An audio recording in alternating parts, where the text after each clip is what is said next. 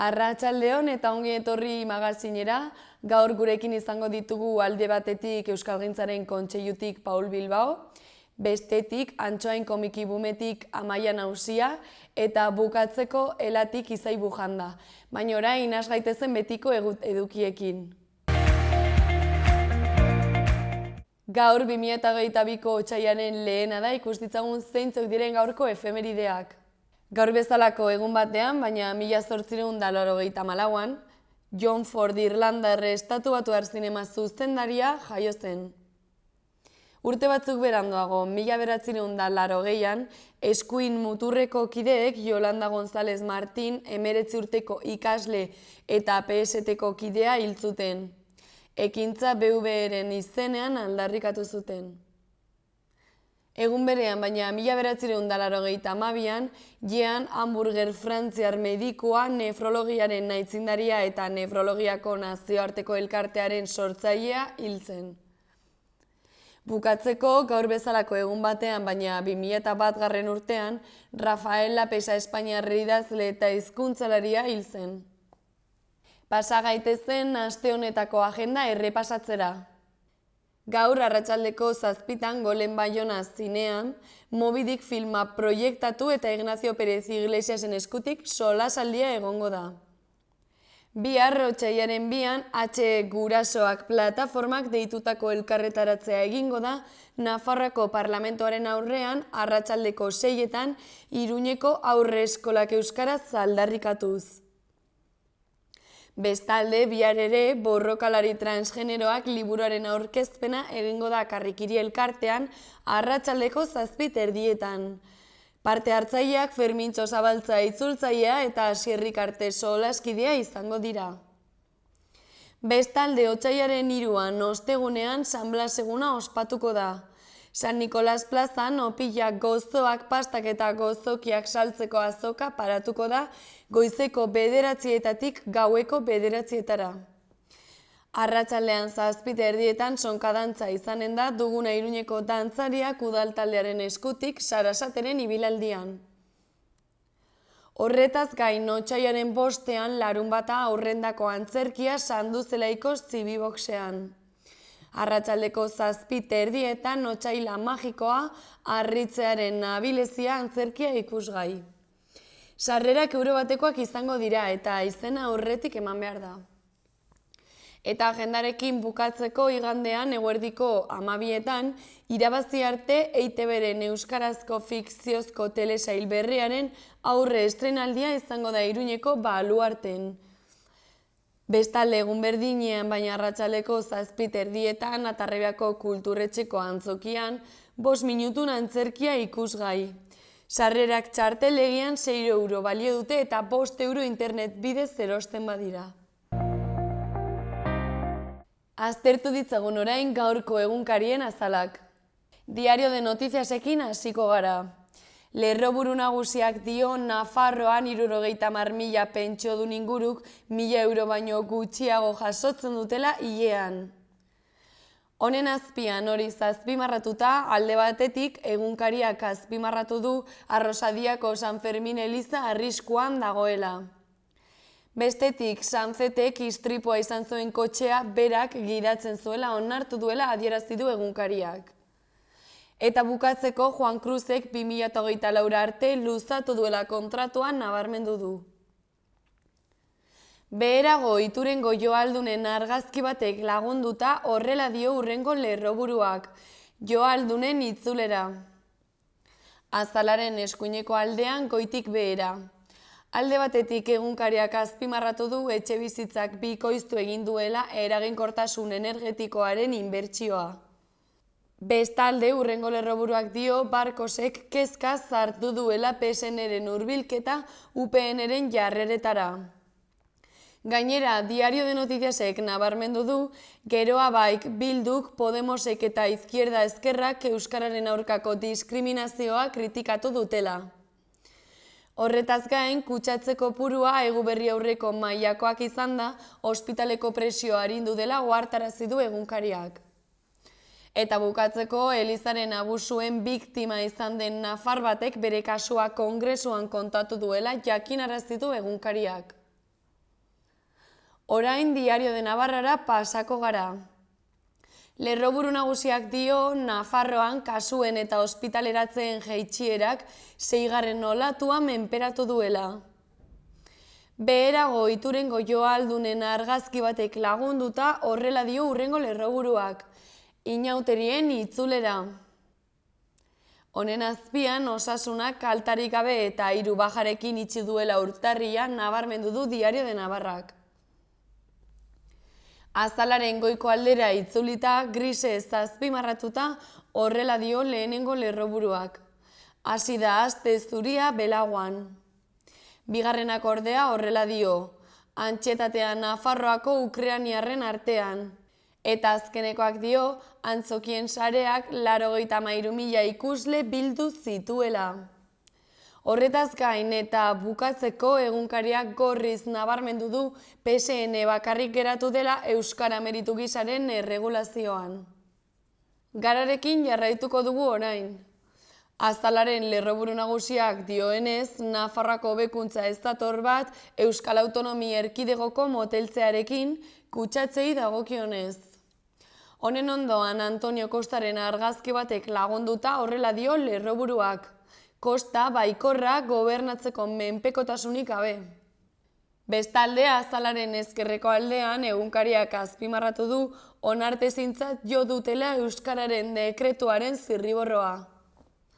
Honen ondoan ordea, Johnsonek bere kargoari eutsi diola eta partigeitaren ostean aldaketak iragarri dituela nabarmendu du Garak.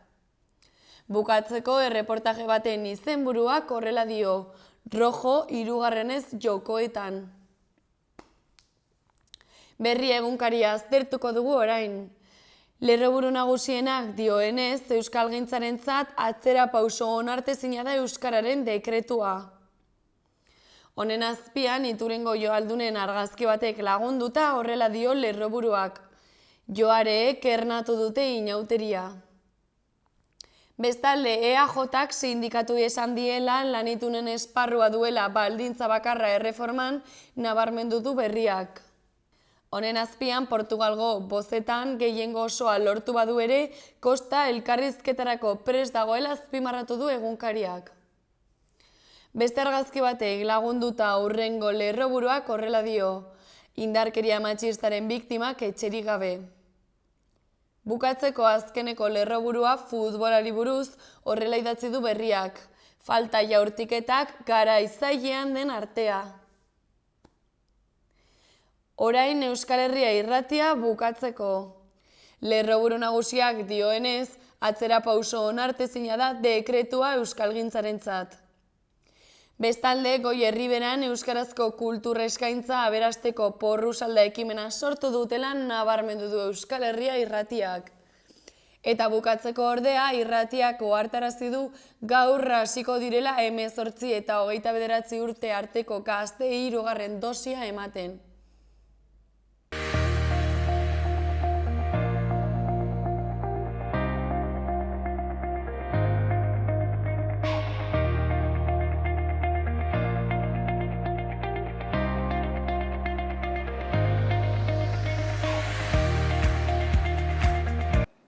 Bueno, Paul, egunon, zer moduz?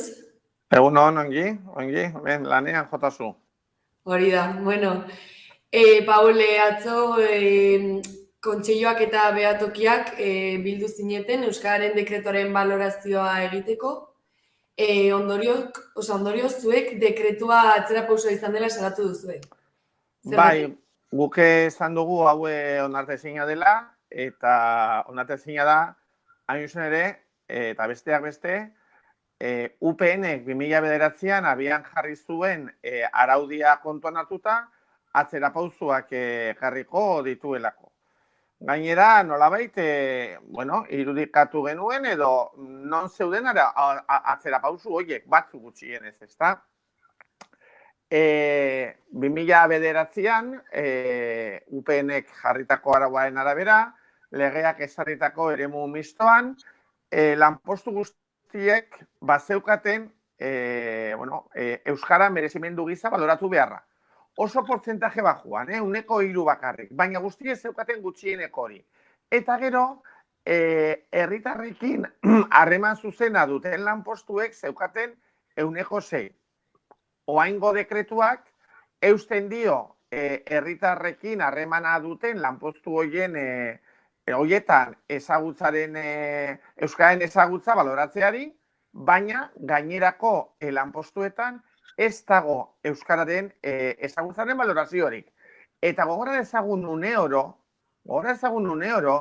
ingelesa, frantsesa eta alemana Nafarroa osoan hartzen dela kontuan. Alegian, hor ez dela aplikatzen zonifikazioa. Hori zen arrazoi bat. Bestea, zein dira lehentasunezko lanpostu horiek? Bueno, 2009an zerndatu zituzten, eta orain berriz ere zerndatu dituzte. Baina bi falta dira. Bat, museo zaintzailea, bueno, horiek badakigu gutxi batzuk izango direla, baina bestea da administrari laguntzailea. Alegia, aurreko dekretuan, 2009an, administrari laguntzailea kokatzen ziren herritarrekin harremana duten lanpostuen multzoan, eta orain ez. Ez dakigu zergatik, azaldu behar digute. Bigarren atzera pauz. Eta hirugarrena. Auzitegiak aurreko dekretua baliogabetu zuenean, artikulu batzuk bertan bera utzi zituen. Eta teorian dekretu hau hori zuzentzera zetorren. Kontua da, eremu euskaldunari dagokionez, auzitegiek onartu zutela eremu euskaldunean lanpostu batzuei, alegia herritarrekin harreman zuzena duten lanpostuekin, euskararen ezagutza 20% bueltan baloratzea. Eta baina hori desagertu da. Oain, legeak ezarritako eremu euskaldunean, lanpostu guztiei baloratuko zaik euskararen ezagutza, baina 10%, 11%. Zer gertatu da besteekin? Orduan esan bezala horiek dira gure ustez, bueno, eta baindik badakago asmoa sakonago aztertzekoa guztia, sortu zaizkigune kezkak. Orduan, iruditzen zaigu dekretu hau bere honetan onartzen bada, batetik euskara inbizibilizatuko dela Nafarroako eremu zabal batetik, ikusgabe egingo dela, honek eragin zuzena izango duela herritarren hizkuntza eskubideen bermean, eta gero ikuspegi simbolikotik berretxiko dute, orain dela 20 urte, UPNek abian jarri zituen politika bazati horiek nolabait berretxiko ditu gobernuak. Kontua da orain teorian gobernu aurrerakoia dagoela. Eta, Paul, zergatik, bueno, ez dakit jakingo duzun edo ez, zergatik hartu duten erabaki hau, zergatik atera duten dekretuan neurri hauekin, edo gutxienez, zer arrazoitzen du gobernuak edo zertan oinarritzen da? A ber, nik uste dut hemen joko elektorala dagoela. Nik uste dut konstiente izan behar dugula, bestela ez dakazentzurik horren berandu argitaratu izana. Alegia, posizioa hau, gobernuko talde bate, posizio bat zeukala genekien hasieratik. Orduan zelatan egonia 3 urte hau ateratzeko, gutxieneko hau ateratzeko. Eta gainera guk uste dugu, hauteskundea zenbat eta hurbilago egon, komeni zaiola. Orduan, zer egin du gobernuak? Herritarren eskubidei erreparatu beharrean, bere kalkulu elektoralei erreparatu die. Eta hori oso larria da. Esan bezala, beharrezen ari dira, orain dela 20 urte, UPNek abian jarritako neurri bidegabeak. Eta gu zinez, esaten dugu, hau ezin dela onartu. Zergatik ez da egon zuk aipatutako UPNren dekretu horren oinarriekin sortuta? Ez nahi zergatik eta zergatik ez da egon apurketa bat horretan? Hori beste bat galdetu beharko zaie. Guk horregatik atzo guztiei egiten diegu dei, gobernuan dauden alderriei, gobernua sostengatzen duten alderriei, azken finean, gure ustez hau marra gorri bat da. Legia, guk momentu batean urar dezakegu euskararen lege berri bat jartzea marra gorri bezala, bueno, seria da, gu badakigu zein den orain parlamentoa dituen gutxiengo eta gehiengoak, konstiente gara.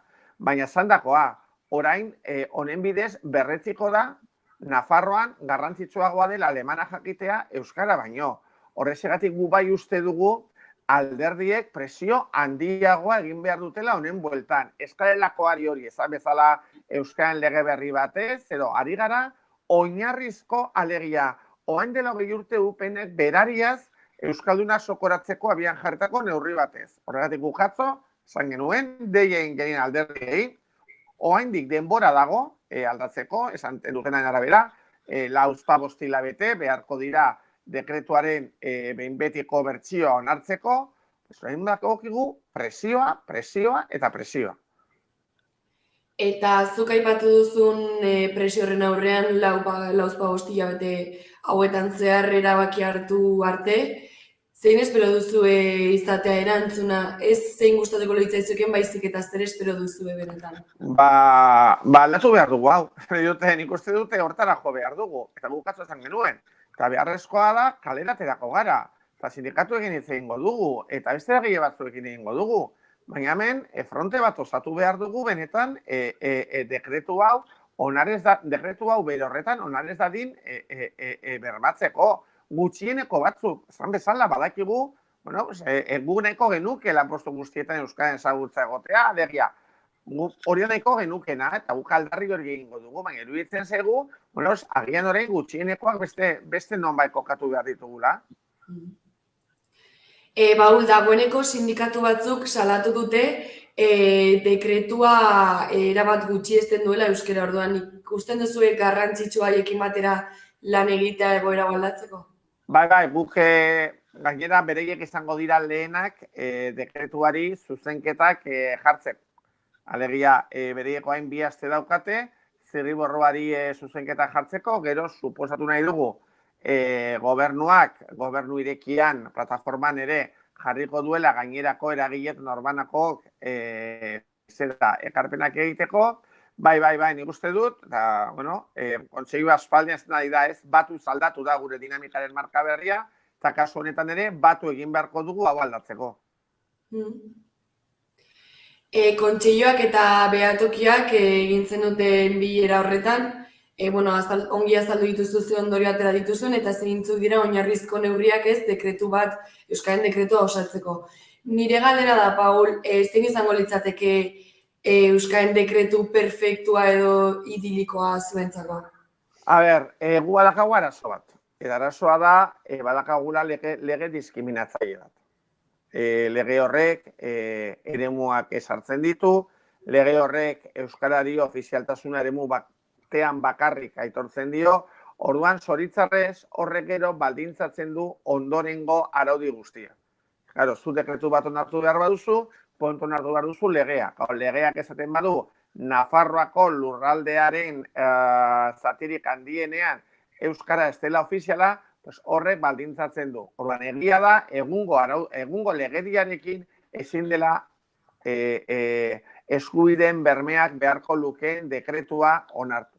Baina horrek ez du esan nahi, orain planteatzen duena, baina hobea ezin daitekeenik. Besteak beste, lanpostu guztiei euskararen ezagutza merezimendu gisa ezarriz, beste portzentaje batzuetan, eta gero bestea izango da, hori, planen bidez egin beharko dute departamentuetan, ezarriz zein lanpostutan izan behar duen derrigorrezko euskararen ezagutza. Tamalez, gaur egun, Nafarroan oraindik oso lanpostu gutxitan da derrigorrezko euskararen ezagutza. Paul, pixkat aipatu iguzu behar baldin bada mobilizazioak aurrera eramango dituzuela.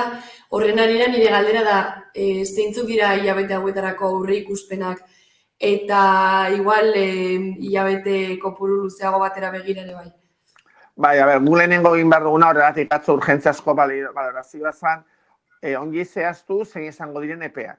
Gainera oso arraro izan da, ze dekretu hau ez da atera herritarren harremanetarako departamentutik, oso gauza arraroak egin dituzte. Orduan, lehenik eta behin, gu badaki orain sindikatuek 15 egun dutela, baina jakin behar dugu zein izango den prozesua. Alegia, gero gobernu irekira joango den, gero adibidez Euskararen Nafar kontseilutik pasatu behar den kontseilu horren irizpena izateko, orduan, gobernuko bozeramaileak aurreratu zuen 4 hilabete zirela. Orduan guk ere horren arabera zehaztu beharko dugu noiz egingo ditugun ekarpenak, noiz egingo duen mobilizazioa, noiz egongo garen beste eragileekin, alegia, oraindik ez dakagu zehaztuta horregatik atzo ez genuen datarik eman. Lehenengo ikusi behar dugu zen izan behar den prozedura, hemendik eta behin betiko dekretua onartu arte, pues presio hori iraunkorra izan dadin. Eta, Paul, egoera aldatzeko itxaropenik bai? Itxaropena ez da galdu behar, nahi dute, eta gainera, hau aldatu behar denez, guk alden guztia ingo dugu hau aldatzeko. Baina gu badakigu, gu dakagun eragiteko gaitasuna, gu ez gaude parlamentuan, guk ezin dugu baldintzatu. Nahi dute, gu ez gaude gobernuan, horregatik atzo, egin genien alderdi guztiei, alegia, bidegabekeri hau onartzen ez duten alderdiei esan genien, bueno, pues marra gorri hori defendatu behar dutela. Eta orain, elkarrizketa bukatzeko, Paul, nahi baduzu zeo zer gehiago gehitu, zure txanda. Ez, esan bezala, nik uste dut, Nafarrok ez dugula dekretu hau merezi, ez Euskaldunok, baina ez da erdaldunok ere. Zai dut azkenean, guk eskatzen duguna da, herritar guztiei eskubidea bermatzea. Eta konton hartu behar dugu, balorazioan ere, ze kopuru gutxita ezari den dekretua. Eta beraz, gure ustez hori lehen esan dut, onargaitza da, onartezina da, teorian bere buruari soziala aurrerakoia deitzen dion gobernu batek, bere garaian politika euskarofoboak aurrera ematen zituen gobernu batek ezarritako neurriei jarraipena ematea, eta lehen esan dagoa eskandaluzkoa. Auzitegiak onartu zuen artikulu bat hori ere murriztea. Zegu, guztion artean lortu behar dugula beste dekretu bat onar dezaten eta horretarako presio egin beharko dugula. Bueno, nik uste oso argi utzi duzula zein zuen aldarria, zuen mezua eta helburuak ere bai. Orduan, eskerrik asko gurekin hitz egiteagatik eta aurrerago ikusi beharko ez, nola bilakatzen den egoera. Zu hori eta nahi duzuenean horreango gara. Eskerrik asko, gero arte. Aio.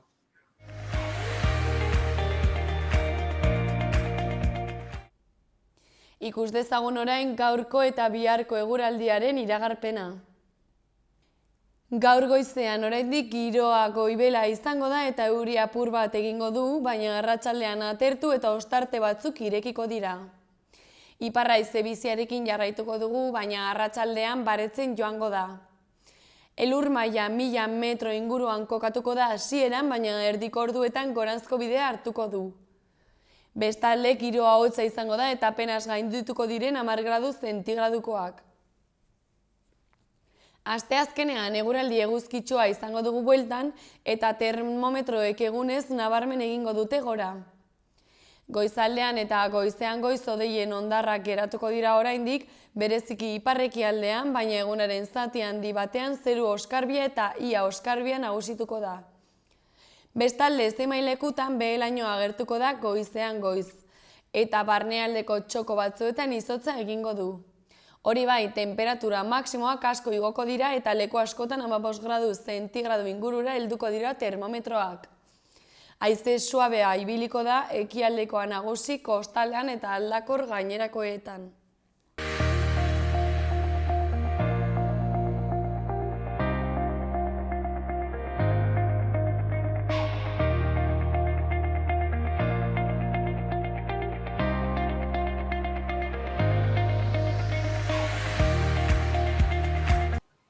Bueno, Amaia, egunon, zer moduz?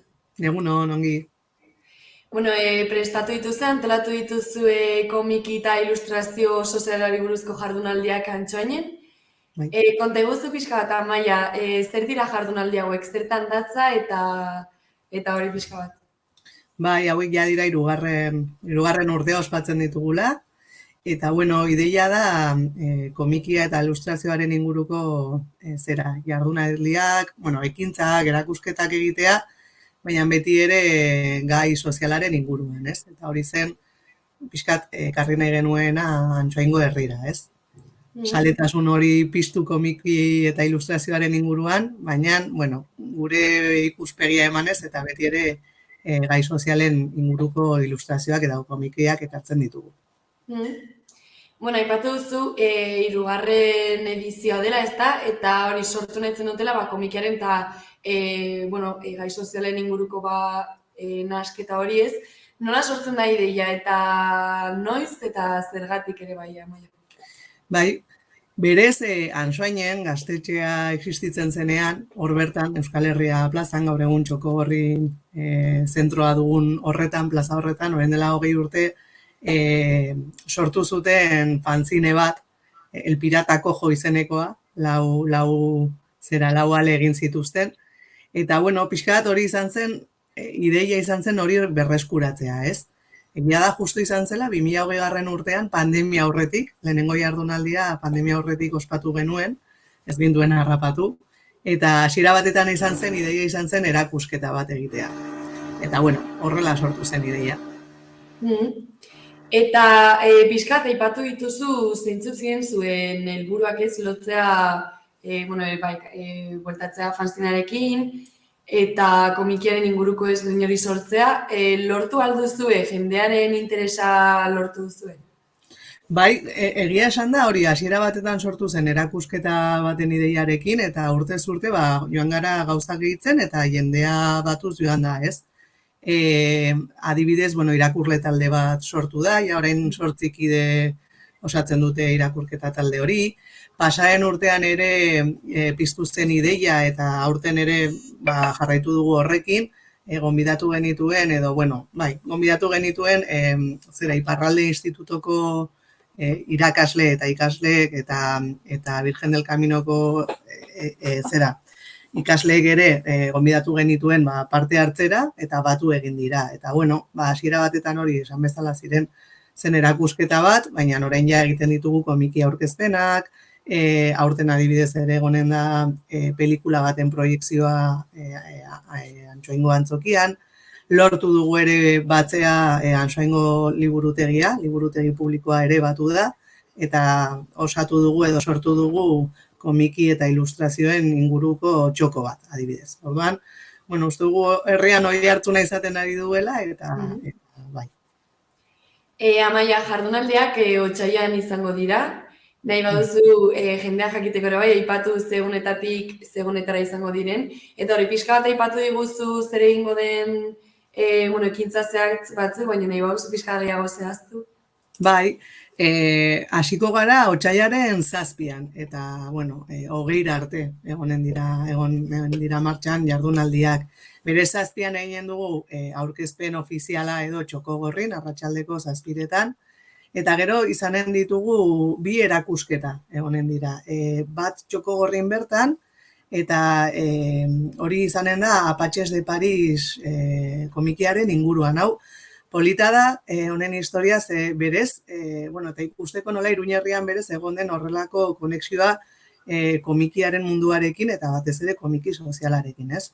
Adibidez, Temeo hemen sortu zen, baina Apaches de Paris hau argitaratu zen, orain dela 30 urte, eta Pamielak argitaratu zuen, eta hor kontatzen da Pariseko komunaren inguruko historia horretan, ez? Oinarritzen da. Bakizu pasaren urtean 150. urte hurrena ospatu zela. Horren erakusketa egonen da Txokogorrin, eta bestetik liburutegian ere Asilum komikiaren erakusketa izanen dugu. Asilum egilea da Javier de Isusi, eta Javier de Isusi etorriko da ere otsailaren 10ean, etorriko da liburutegira aurkeztera bere komikia, izan zen Espainiako sari nazionala komikian. Aukera oso polita egonen da. Eta horretaz gain, bera etortzeaz gain, bere komikia aurkeztera, kontatu dizudan bezala, hor badaukagu hitzarmen moduko bat Iparralde Institutoarekin eta Virgen del Caminorekin, eta bere ikasleak egon dira bere komikiaren inguruko lanketa bat egiten. Asilunek hitz egiten du exiliatuei buruz. Exiliatu politiko eta ekonomikoi buruz. Orduan izanen dute aukera, otsailaren 11an goizean, ikasle hauek izanen dute aukera elkartzeko egilearekin, Javier de Isusirekin. Pasaren urtean ja egin zen horrelako zerbait, ez? Pasaren urtean izan zen berez, belatzekin egin zen, Luzi Urtubiaren inguruko komiki horren bueltan, ikasleek egin zuten ere lanketa bat, eta hori. Orduan aurten, gauza bera errepikatuko dugu, eta hori egonen da. Eta, beste komiki batzuen aurkezpenak egonen dira, adibidez, otsailaren 9an Txoko Gorrin Gamonal komikiaren aurkezpena egonen da, bere egileekin, Sergio Izquierdo eta Maria de la Fuenterekin. Gero, otsailaren 12an, Josep pelikularen proiekzioa izanen dugu Antxoingo antzokian. Sarrerak eskuratu daitezke gure webgunean. Eta, beste gauza batzuk antolatu ditugunak, esan bezala badaukagu irakurle talde bat, eta irakurle talde horrek antolatu du Agustin Ferreras Casasekin topaketa bat, hau da, Arde Kuba Imiesen egilea. Eta, horrelako beste kontu batzuk, beste aurkezpen, beste komiki aurkezpen bat, El Pico de los Cuervos, Matar a Franco, y el gran viaje de Benjamín de Tudelaren aurkezpenak ere egonen dira otsailaren 17an, eta bere egileekin ere topaketa bat eginen dugu. Mikel Begoña eta Iñaket ekin. Eta otsailaren 18an aurkeztuko da Zutagarren komikia, bere egileekin ere egonen gara, Alex Tello eta Julen Ribasekin, beti ere Txoko Gorrin arratsaldeko 7etan. Eta gero amaitzeko ere polita iruditzen zaigu hau gaztei zuzenduta, baina ez bakarrik, tailer bat eginen dugu kamisetak serigrafiatzeko, eta hau eginen dugu Arrobin. Arrobi da gazteen etxea, Antsoainen ere duguna, arratsaldeko 5etan egonen da. Dena dela, informazio asko eman dizuet, eta guztia dago gure webgunean jasota nahi izan ezkero, komikiboom.org webgunean, hor, duzute informazio guztia. Argi dago, ekintza asko prestatu dituzela, agenda bete dizuela jardunaldi hauetarako. Amaia, eta azkeneko 2 edizioetan, ze harrera mota izan duzu, ze publiko mota, eta zer espero duzu aurtengo jardunaldietarako? Bai, egia da hori esan bezala, lehenengo jardunaldia izan zela justo pandemiaren aurretik. Gero amaitu eta hasi zen kontu guzti hau. Eta hor erakusketa, batez ere erakusketa egin genituen. Eta jende nahikoitxo gerturatu zen Txoko Gorrira. Hau sortu zen ere Txoko Gorrirekin batera. Txoko Gorri da gure elkarte soziala, autogestionatua, hainbat elkarte ezberdinek parte hartzen dugu bertan. Orduan, Txoko Gorri bertako beste kide batzuk asko gerturatu ziren, baina baita ere herriko jendea gerturatu zen. Eta ez bakarrik gaztetxoak, ez? Uste dugu askotan edo komiki irakurleak direla jende gaztetxoa, baina kasu honetan ez bakarrik, ez? Adin guztietakoak gerturatu ziren. Pasaren urtean izan zen justo pandemian geundelarik, baina nala eta guztiz ere aurrera eraman izan genituen, eta nahiko arrakastatsuak izan ziren. Eta nik uste dut aurten jendea gogoz dagoela, ez? Egia da olatu honen erdian harrapatu gaituela, baina nik uste dut jendea baduela gogoa konpartitzeko eta horrelako kontuetara etortzeko. Orduan uste dugu ere arrakastatsuak izanen direla. Eta adibidez, pasaren urtean, Amaia, COVID-aren pandemiarengatik nola prestatu zenituzten jardunaldiak? Neurriak hartuz ez, azkenean, erakusketa adibidez Txoko Gorrin egin genuena, hor beti bezala COVID neurri guztiak kontutan hartuta, hor, distantziak mantenduz eta lehioak irekita eta bar, egiten genuen, antolatzen ginen beti hor norbait egoteko, irekitzeko erakusketaren ordutegian, eta jendea etortzen zen lasai, maskariarekin eta bar, eta gero hitzaldiak eta horrelako aurkezpenak ere berdin. Egia esan da, normaltasunaren barruan egoera honek inposatu digun normaltasun berri horren barruan egin genituen, eta lasai, gure aldetik lasai, eta jendea ere lasai eta ongi etorri zen. Eta adibidez, zuk aipatu duzu, oraintxe bertan ez 6. olatuan gaudelarik edo, jardunaldietako ekintzaren bat, aldatu behar izan duzue neurriengatik edo segurtasuna bermatzeko? Ez, egia esan da momentuz ez, gure aforoen kontua edo hori pasaren urtean igual murriztuagoa zegoen, aurten, neurriak mantendu ezkero, zentzu horretan, gainera lekua, Txokogorri ezagutzen duenarentzat, lekua zabala da, eta aukera ematen du, eta gero Antsoaingo ere antzokian eginen den, pelikularen proiekzio hori, Antsoaingo antzokiak irekita jarraitu du, bere neurriak mantendu ditu, eta zentzu horretan ez da arazorik egon orduan. Gure aldetik ez digu gehiegi afektatu edo. Orduan aurreikuspenak, egin dituzen aurreikuspenak, arrakastatxoak dirazteko aipatuzun bezala. Bai, nik uste du baietz, gainera ekartzen ditugun komiki gileak potenteak dira, ezaguna, Gamonalena adibidez ezagutzen ez duenarentzat, gogoratuko dute nola Burgosen egon zen iraultza moduko bat edo, eta horren inguruan egin zuten komiki bat, eta oso interesgarri izanen da, eta ekartzen ditugun komikigileak, esan bezala, Jariardi Susi, sariduna izandakoa, Asilunen komiki horren inguruan, edo beste ekartzen ditugun beste komikiak oso interesgarriak direla iruditzen zaigu publiko orokorrarentzat, eta, arrakastutsuak izatea espero dugu bai.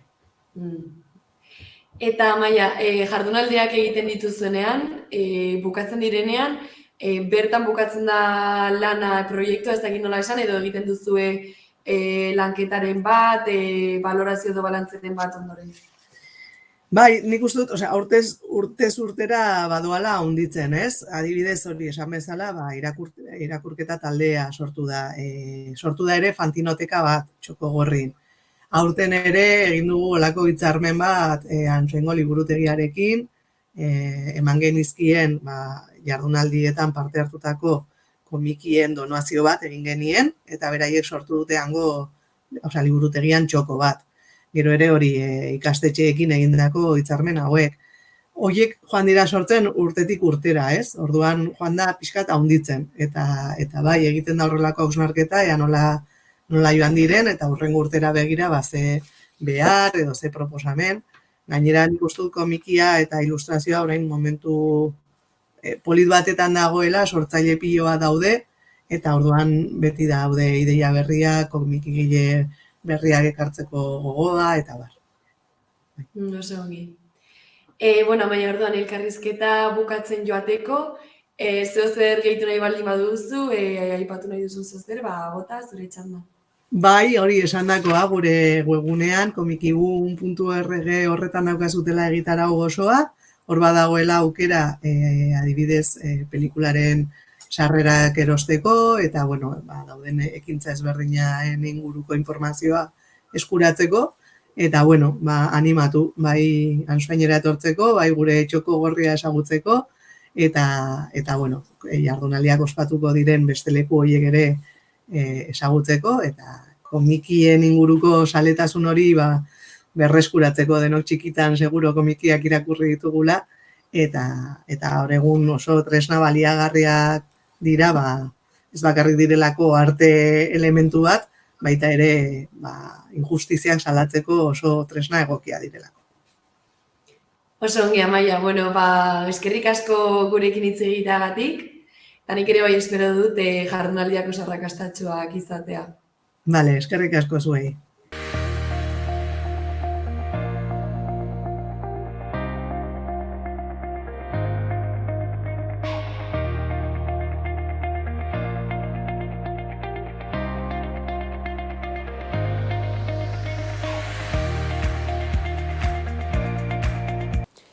Ikus ditzagun Iruñerriko udaletako albisteak. Berrio Beitin 2022ko udalegutekiko argazkiak ikusgai dira udalegutekia ilustratzeko irudiak aukeratzeko egin den urteko argazki lehiaketan aurkeztutako argazkiak. Erakusketa otsailaren 13 arte egongo da ikusgai Maria de Maeztu kulturretxeko erakusketa aretoan Artikan, arratsaldeko 4:00 gaueko 9:00 eta asteburuetan kulturetxeko jarduera ordutegiarekin bat eginez. Bestalde ibilaldi osasungarriak itzuli dira hilabeteko lehen ostiralean 10:00. Ez da beharrezkoa izena ematea agertu dagokion tokian. Gomendagarria da Nordic Walking makillake eramatea, baina mailegatzeko materiala dago ere. Doako jarduera da eta kontsultatu 2022ko egutegia. Bestalde, Berriozarren oinarrizko gizarte zerbitzuak Berriozarko udalaren laguntzarekin informazio hitzaldi bat programatu du ostegunean otsailaren 3an, eguerdiko 12:00 ordu bat erdira arte Berriozarko adinekoentzako udal zentroan.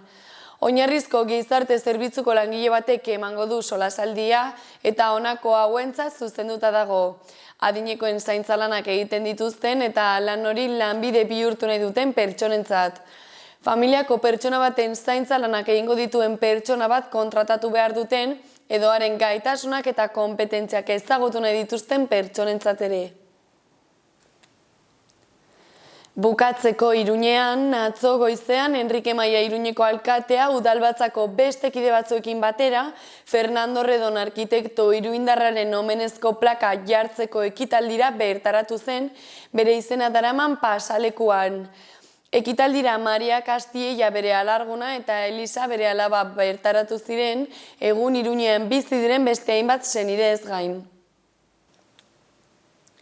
Horretaz gain, dagoeneko martxan daude bizikleta elektrikoak alokatzeko udal sistema berrian aurreikusitako 40 oinarrietatik 28. Orduan 250 bizikletarekin jarri zen martxan eta 350 bizikleta gehiago jarri dira martxan geltoki berria gehitu ondoren. Bizikletak ainguratzeko eta kargatzeko estazio guztiak osatu ondoren, 400 iritsiko dira guztiak elektrikoak. Datorren otsailean Agoizkaleko geltokiak, ospitalegunea, Nafarroako Unibertsitatea eta Yamaguchi plaza prest egotea espero da.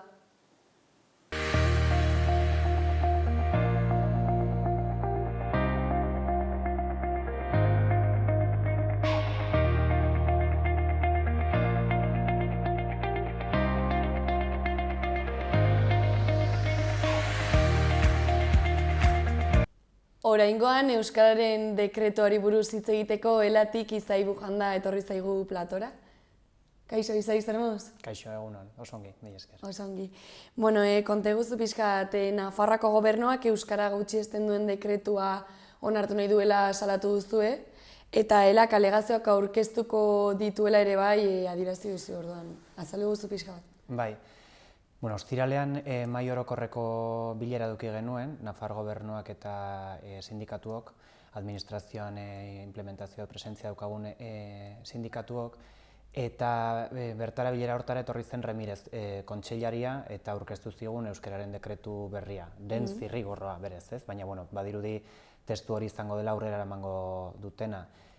Guk alegazioak egingo ditugu, bai, baina ikusten dugu testuaren espiritua zein den, helburuak zeintzuk diren, eta ikusten dugu Euskara gutxiesten duela, Nafar guztio gutxiesten gaituela Euskararen balorazio ez horrekin, ez?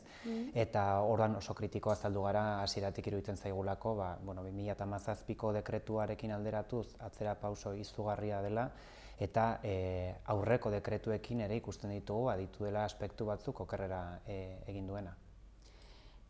Izai izan ere, 2019tik ez da dekreturik ateratzen, ez da, plazaratzen, eta oraingo honetan, ez duk aipatu bezala, zergatik atera den dekretu hau joan da okerrera edo zer ikusi duzu ez zuek dekretu honetan, zergatik?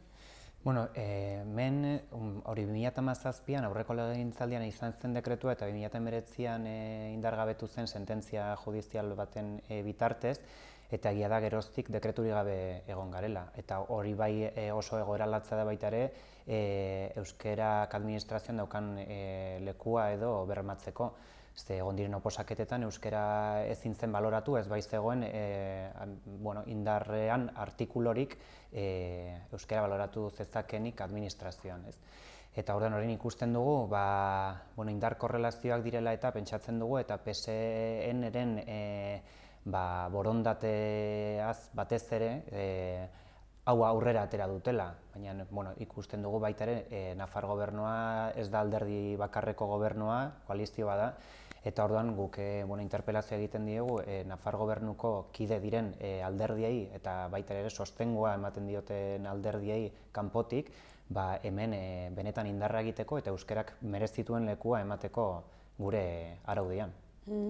Eta aspektuen inguruan, ikusten dugu 2017tik ona, zona mistoan euskera baloratzen da soilik lanpostu batzuetan, ez modu orokor batean, eta hau esaterako 2009ko dekretua CDN barkatu eta UPN-eren gobernupean ateratako dekretu honek bai baloratzen zuen euskera orokorrean zonalde mistoan. Hemen ikusten dugu oraingo honetan, zirriborro honetan euskera lanpostu zerrenda batean bakarrik baloratzen dela, eta gero ikusten duguna eta oso larritzat baloratzen duguna da ez euskaldunean edo hola deituriko zonalde horretan euskerak ez duela inongo errekonozimendurik edukiko. Eta hori ez gara nekatuko salatzez, ezin dugu sinetsi euskera Nafarroan guztion altxorra dena eta gure patrimonioa ondarea dena eta gainera askok erabiltzen duguna eta erabili nahiko nukena eroso administrazioari dedikatzeko hitz egiteko eskubide hori urratzen zaigu, ez? Eta bestalde beste hizkuntza batzuk badute aukera errekonozimendu hori edukitzeko. Noski ez gaude beste hizkuntzen errekonozimenduaren kontra, baina bai ikusten dugu baremo diskriminatorio badagoela euskerarekiko. Zuk oraintxe aipatu duzu, hori beste hizkuntz batzuk bai baloratuko direla, eta adibidez eremu mistoan lanpostu jakin batzuk bakarrik ez izango dutela euskararen balorazioa. Orduan, nire galdera da izai, zergatik uste duzu edo zertan, hobeto esan da zertan oinarritu dira, ezaugarri horiek planteatzeko edo neurri horiek ezartzeko? Hemen badirudi jendeari arreta ematen dion lanpostuak edo kontutan hartu direla. Baina hau ere iruditzen zaigu oso modu tramposoa edo aurrera eramateko euskararen normalizazio prozesu bat. Berez euskerak meritu bezala edo non eduki beharko luke balorazioa. Beste gauza bada eta beste aspektu bada baita ere, orain Nafar gobernua jorratzen ari dena, perfil linguistikoena. Euskera zeinek behar duen eta zeinek ez bere lanposturako. Guri iruditzen zaigu hemen ere oso eskasoa zela, 3% uste du dela orain baloratzen dena perfil linguistikoarekin euskera maila bat eduki behar izatea lanpostu bat estaltzeko, edo Nafar gobernuko administrazioko postu bat edukitzeko. Hori gauza da eta hori eztabaida bada, baina gero dago merituaren errekonozimendua, eta da euskera jakitea gure Nafar guztion hizkuntza den heinean uste dugu beti egon behar duela horrez.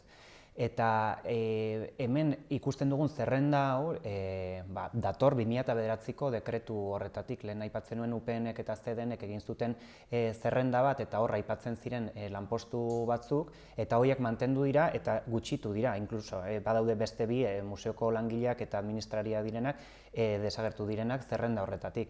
Badago aukera egia da zerrenda hau luzatzen edo handitzen joateko. Baina guri iruditzen zaigu izan zitekeen aurrera pauso bat zerrenda hori handitzea lanpostu gehienak edo denak eduki arte zerrenda horretan, ez? Badakigu sententziak esaten zuena eta ez dugu egina irakurketa bat ere realitatetik kanpo dagoena, baina hala ere guk kritikak mantentzen ditugu, zer iruditzen zaigu atzera goazela. Azteko, aurrera ez doazen heinean atzera goazelako, baina gainera ikusten ditugulako puntu batzuk hemen atzera goazenak, atzera pausoak eman direnak. Zuek aipatu zue 2 asteko epean aurkeztuko dituzuela alegazioak. Uste dut argi utzi duzula zeintzuk diren zer den zuek salatzen duzuena, zerekin ez zaudeten ados, eta zer eskatzen duzu zehazki edo? Bai, bueno, hemen guk alegazioak egingo ditugu, baina alegazio ez gain, ematen diguten aukera da alegazioak egitea eta esaten digute kontuten hartuko dituztera, eta gu saiatuko gara bide horretan tik presionatzen, baina bueno, gu kontrabotereko sindikatu garen heinean badakigu ere maila hauek zertarako ematen duten, eta badakigu jendartearen mobilizazioaren bitartez soilik eta jendearen kontzientziazioaren ondorioz bakarrik etorriko direla benetako mugimenduak, ez?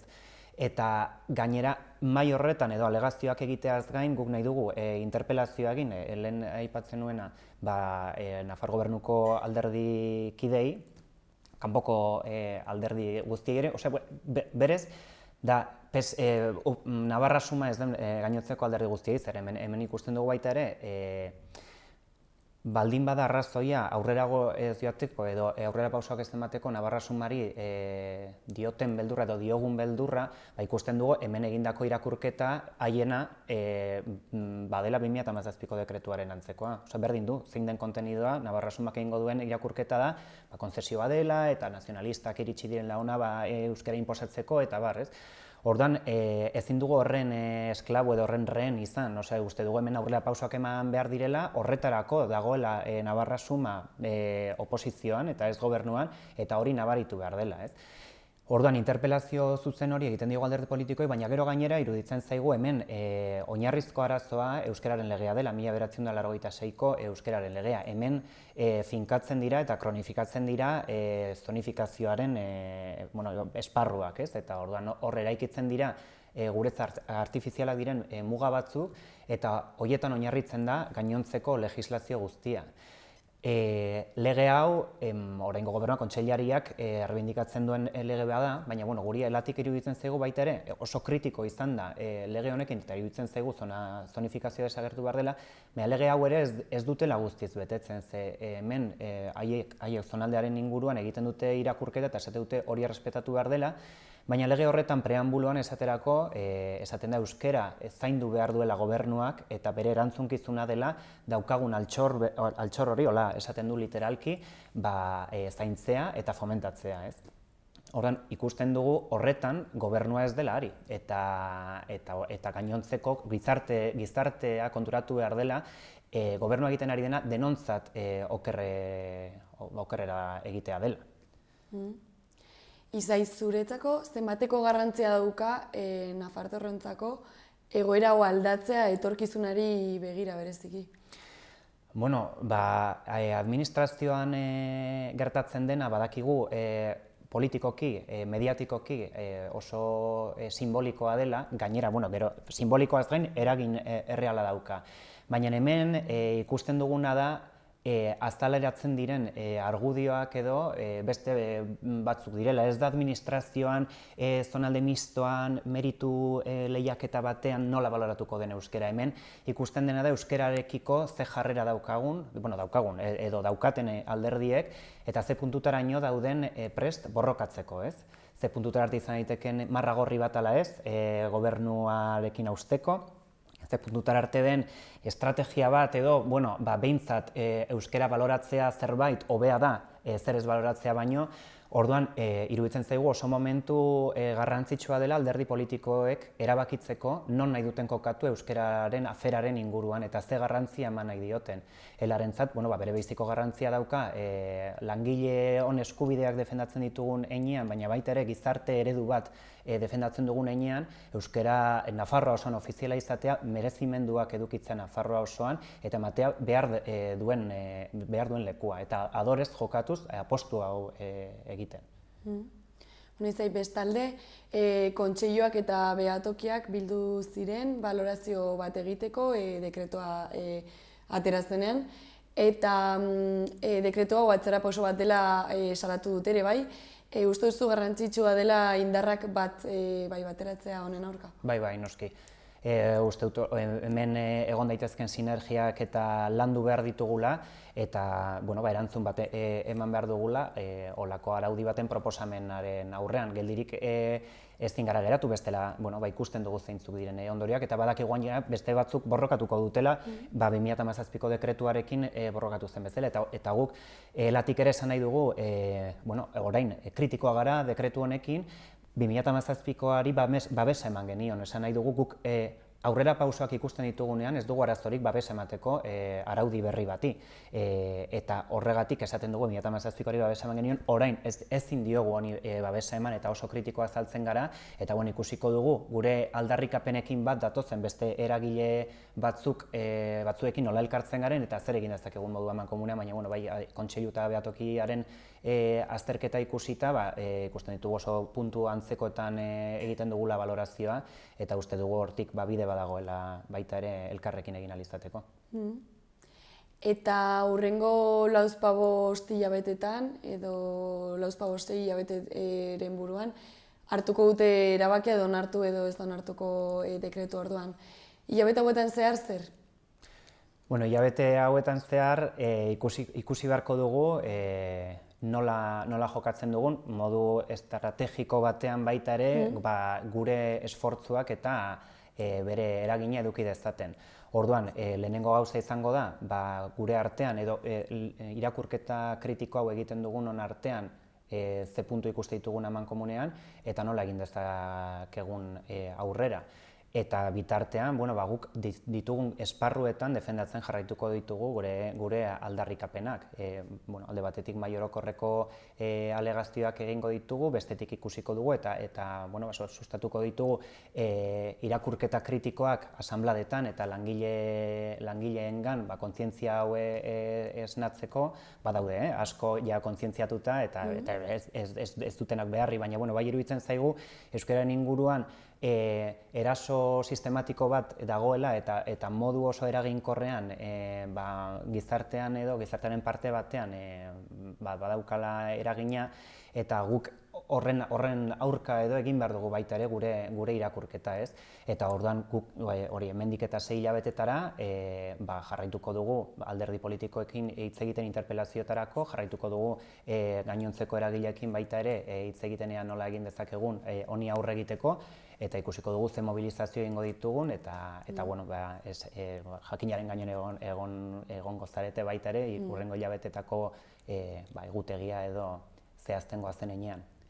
Izai, mobilizazioaren arira, hasieran aipatu diguzu, uste duzu ere bai, kasu honetan garrantzitsua dela ezkaleko mobilizazio horiek aurrera eramatea. Orduan, uste duzu benetan garrantzitsua dela herritarrekin kalera ateratzea herritar guztien bateratasun hori adierazteko? Bai, guk, kontraboteregaren heinean, beti mobilizazioetan daukagu esperantza. Osea, gizartea, jendartea, kalera ateratzea ikusten dugu dela modu eraginkor bakarra, benetako aldaketak aurrera eramateko, ez? Orduan, gai hau ere ez da salbuespena. Eta horrekin, badakigu behar direla lan egiteko esparrua kalera atera aurretik egin behar diren irakurketak, prentsa oharrak, asanbladak, eta hori ere iruditzen zaigu dela mobilizazioaren parte kontzientziazio hau. Eta gero ikusten dugu gai honetan baita ere badagoela jende asko oso adi dagoena eta ikusten duena, guk ikusten dugun moduan euskararen erabilera oso modu politikoan erabiltzen ari dela eta hori ere eduki behar dugun, osakuntzen eduki beharreko zerbait dela. Orduan, orain Izai elkarrizketa bukatzen joateko, zeo zer gehitu nahi duzu? Zoritzen.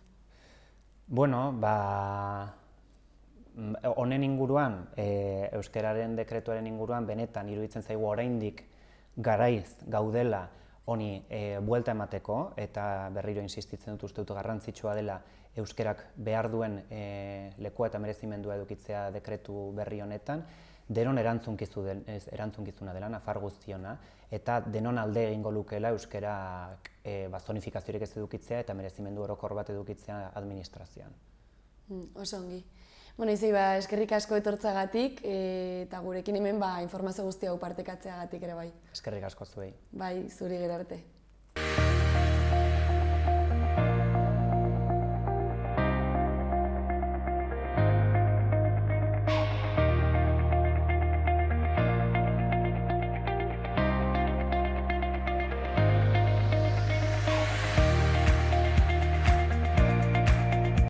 Eta hau izan da guztia gaurkoz, beste behin eskerrik asko zuen arretagatik eta bihar arte. Gobierno de Navarra. Nafarroako gobernua.